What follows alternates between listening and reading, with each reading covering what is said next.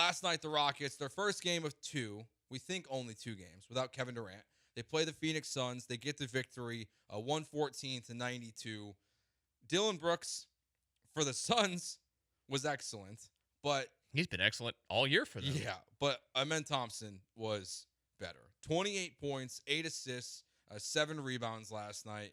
He was all over the place. I mean, that one bucket he had, I think it was in the fourth quarter, where he gets it in transition. He does the little up and under reverse layup. He is just such an impressive basketball player, and I feel like this year, Michael, he's been a little not disrespected or anything like that, but it's just there's been so much love, rightfully so, put towards Alpi, KD, Sheppard as of late. That Amēn feels like a little forgotten to me, and last night was a reminder of just how special of a basketball player he was, because he was really phenomenal from start to finish in that game last night. I think he gets forgotten too because he's a guy that does all the dirty work, right? Like there's nights he's not going to ever be do we ever expect him to be a prolific 25 a night guy? Probably not. Probably not. But if he pushes 20 a game, that's great. He's not going to shoot from the outside a lot. We know that.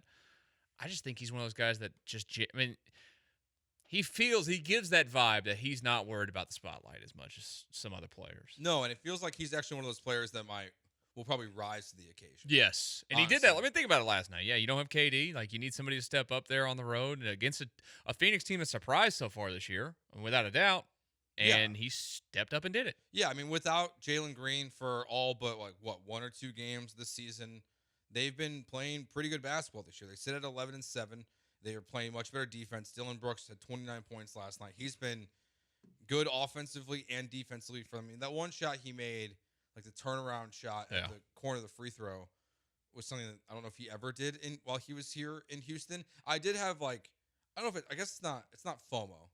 But I did miss Dillon Brooks a lot last night, and I'm very glad the Rockets made the Kevin Durant trade. It's a great trade. I would not undo anything. But part of me did wish last night that maybe Tari was in that deal. Why does everybody hate Tari? It's not like Tari, but Tari's on the bench giving Dillon hugs after the game. But I get this from people all the time. I talked to somebody the other day, and they're like, I just can't stand Tari Easton. I'm like, what? I like Tari. I mean, people, I just don't get it. I just like players that play, and Dillon Brooks plays. He does play. Yeah, Tari does have a little bit of injury history. Yeah, just a little bit. Just a little bit. He's out again for a while.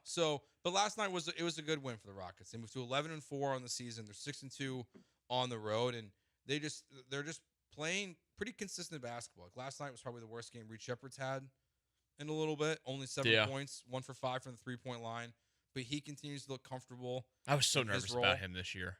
So nervous. I've done a full 180 since the beginning of the season. Yeah, I mean it was a slow start. A slow start. I was like, I get grief for it, rightfully so. I was like, just trade him at the deadline. He's played 48 games in the NBA. Get rid of him. You need a point guard and use Sheppard to move on, and now I'm in. I'm in on Sheppard, and part of it's because I liked how the Rockets immediately pivoted with him. They took him off the ball. Yeah, or they made he's him not off a point the guard. ball guard. He's not a point guard. He put the ball in his hands to shoot. That's a great question, though, that you bring that up there, the point guard thing. This many games in with how they're playing, how are you feeling about that? I feel better than I thought I would. Honestly. I do too. I think there's still I want to see what it looks like against the elite level of competition on a more consistent basis. And the Rockets' schedule hasn't been super challenging, and 3 of their 4 losses this year are to the Nuggets, the Spurs with Wemby, and then obviously that first game of the season to the Thunder. So you've lost to the best teams in the Western Conference so far. So, but at this point, I feel fine. Yeah, I mean, I'm sure that they're going to address it in some sort of fashion come trade deadline. I can't imagine that there's not going to be some sort of addition that can handle ball handling duties for you when you need it. Man, it'd be nice. Could you imagine if this team did have Fred though? Oh, dude, they would be. They'd be perfect almost. Yeah, they would. They're not perfect. They're not perfect because they don't shoot a lot of threes. They're not ever going to shoot a lot of threes. They're not going to make a lot of threes. But I think they're the lowest volume 3-point shooter team in the league. But no, they'd be about perfect. They wouldn't really need anything. They wouldn't. You wouldn't be looking even the loss of Tari. You'd be like, well, Dorian Finney-Smith is going to come baback at some point, and you're going to get him back. You're going to get Tari. But the point guard position still feels, even in a game, because there's part of last night's game where. It was getting a little uncomfortable at times. Like Phoenix was making a run in the game, and that's where I do feel like that's where you're missing a point guard the most, is just that guy that can kind of settle everything down when things are going at its absolute worst, But Amēn and Alpi and then KD have all done a good job of that themselves. So I feel like specifically when you play Golden State or not Golden State, yeah, Golden State too as well. Like when you're facing Steph Curry, like really when you're playing OKC, like that to me is where like that's where you need the guard.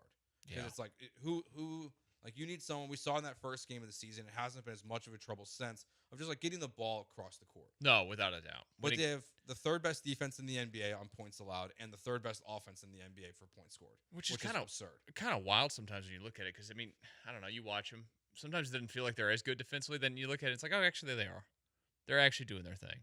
Some nights where it just doesn't feel as great. No, and that's where like the point guard with the Reed Sheppard part of this is I think he's done an adequate job defensively. Like it hasn't been great at times, but he's done enough so far this season where like the effort is there, the quick hands are there. We saw that again in last night's game. Like he's not perfect, but you don't really need him to be at this point in the season either. Like you just need him to try a little bit and hopefully not have to go into a zone a ton. Which we didn't see a ton of, in last night's game. But, like, I don't love the way I don't feel like they're a great zone team, but they're kind of forced into it when Reed's playing. So, I'm good with where they're at right now. And the complicated part of, like, what you asked is, like, I don't know how they get a point guard at this point in the season. I mean, honestly, the guy you brought up a minute ago, if you could ever get any kind of Tari's I think the clear trade candidate at some point. Because of the contract situation that's gonna be coming up, like you're never gonna pay him what the street value for him is, because he's gonna. Here's the NBA players make a ton of money, and he'll get a ton of money. From somebody, he's gonna get at least $80-90 million from somebody. You're not paying him that. No, well, you would have already. Like you had your chance to make a deal. And it feels like this injury, another one, is why they didn't make a deal with Tari. To your point you made earlier, the Rockets are last in the NBA in three-point attempts per game. They're taking 30.3. But there used to be an era where that was the top of the league. Yeah, but they are first in the NBA with 42% three-point percentage makes. It's good. So they're really playing a different style of basketball, feels like, than the rest of the league. Like they lead the league in rebounds at this point with 49.6 rebounds per game, which is absurd. They're in the tops of the NBA in steals per game, in blocks per game. Like they're playing like an old school version of basketball in ways. Like it's not mid 2000s totally, but it's not the Daryl Morey Rockets or Steph Curry Warriors version of the NBA either. I don't want to say that I didn't have fun in the Daryl Morey era, the James Harden era, whatever. I've not had this much fun though. Looking back on it, hitting the eject button on everything and doing the rebuild, and they got the guy leading the pack. God, I love Amēn Thompson. He's awesome. I love his style. I love how his team plays for him. I love the physicality of his team. I am so excited to watch Rockets basketball every night when it comes on. And it's been a long time since I felt this. It is a totally different vibe with the Rockets around that. Like, there's rightfully a lot of people that when James Harden was here, they did not enjoy them watching play basketball. It was ugly. Think back on it. It was ugly. It was ugly basketball. But yeah, absolutely. But now, like, they're can't miss television. And they got a big game on Wednesday night. I'll be really curious to see what it looks like. KD versus the Warriors. But the Warriors are 10-9 on the season. Like, they haven't been great. The Warriors are the 1.5 point favorites in that game. But to me, in the NBA, like that's a toss. It depends on who's got the fixing in that one. Yeah. The world's most rigged league. Yeah. Well, you've been it's been a while since you've been on the air, I think. So yeah, I think I was here last month with Lance one day. Had the NBA broken apart yet? Not yet. Okay, so we'll have to touch on that at some point.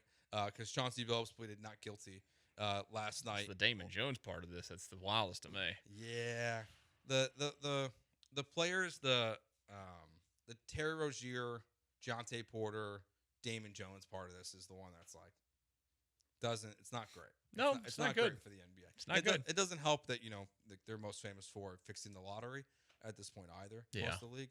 But last night's just like it's just another notch for the Houston Rockets of answer it. There's a lot of questions about this season, I think, from like what this team is going to look like, and at some point in the season, and most of it's in 2026, is what is this team going to look like on a back-to-back without Kevin Durant in game one of no KD, thinking about what a back-to-back will look like in the future. I thought it was very positive last night. I think it's good, too, because at some point, here's the unfortunate truth of Kevin Durant. He's going to miss some time for injury at some point this season. happens basically every year. When's the last time you played a full season of games? It's got to be years, years and years and years ago. Yeah.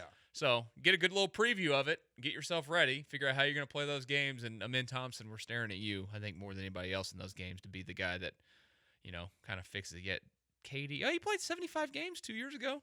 That's more than I thought. Yeah, me too. But you don't look at the other years, 32, 55, 47, 62. Yeah, and that's all post-Achilles. Right? Yeah, so like before the Achilles, he was pretty consistent. He was out there quite a bit. But yeah, I mean, when KD's out like last night, I think that's where Amēn has to shine. When KD's there, I think Alpe's kind of the main guy. But without KD, it feels like Amēn has to elevate his game specifically. And he did that last night. Like he was just the double clutch dunk he had in last night's game. Some of the defensive stuff. He took a nasty elbow off the face, which people were freaking out about at one point in the game because they thought he hit his head off the ground, which he did not clearly. But it just they're playing really good basketball. And to your point about Ime Udoka, like he just has them on like a path that is. It feels right. Yeah, it's just so well coached. And it's you don't want to you have to fit a certain mold to be a member of the Houston Rockets. And now for another game, somehow Aaron Holiday's awesome. I love it. You get those random Aaron Holiday games in the middle of the season, like out of nowhere. Hey, here's 22 from Aaron Holiday tonight. Oh, he's gonna knock down 6 threes. Like that's just what they do. Like his last 2 games, he goes. This is his last 3 games. On the 19th against the Cavs, he goes for 18 points on 60% from 3, 71.4% from the floor. He gets 1 point in 13 minutes against the Denver Nuggets, and then last night 22 points on 60% from 3, 47% from the floor. So yeah, he's just this. I guess he's your spark plug. Yeah, when in you a need way. When he doesn't play for 3 weeks at a time, and then comes in and gives you 22 or whatever. I mean, if that's what the solution is here, when KD or Tari are out, is Aaron Holiday, and he's going to play at this level. That also means you probably don't need to add too much at the deadline. No, I think barring injury, I think that this team probably stays basically the same almost. I think so too. Like I think you would need something pretty dramatic. Like you would have to have a point guard that fits this roster. To me, it's probably a veteran player that you can get on the cheap, and it probably isn't even at the deadline anymore. No, probably not. I'm looking more like post-deadline buyout market. Buyout market is where they're going to feast. Yeah, for sure. Like that's because like this is where like the veterans are going to want to play. So like you can get like a veteran point guard to come in, help just fill that role in crunch time situations. I would be the more we watch the Rockets play, the less I think they're going to make a big move this year. You don't need to when you've got 3 All-Stars on your team already. At least. Without a doubt, 3 All-Stars. Oh yeah. Well, I'm telling you, all 3. So Alpe. It should be.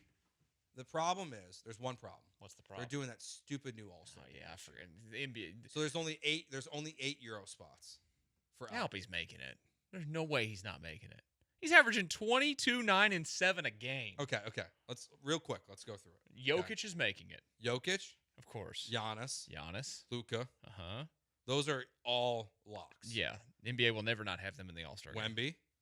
Yeah, I forget about that. That's 4. Stupid French boy. I don't know exactly where the Canadians all fit into this. I think they're going to be on the Euro team.